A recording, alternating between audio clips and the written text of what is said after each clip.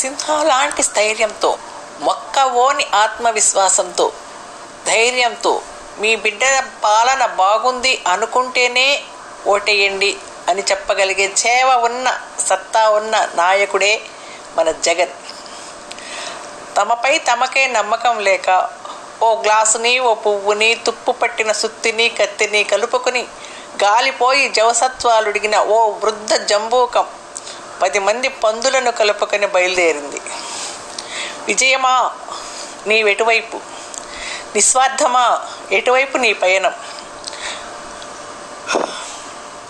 Please share, subscribe and like my channel. దయచేసి ఈ ఛానల్ని ఎంచుకొని ఇష్టపడుతూ 10 మందికి చెప్పండి.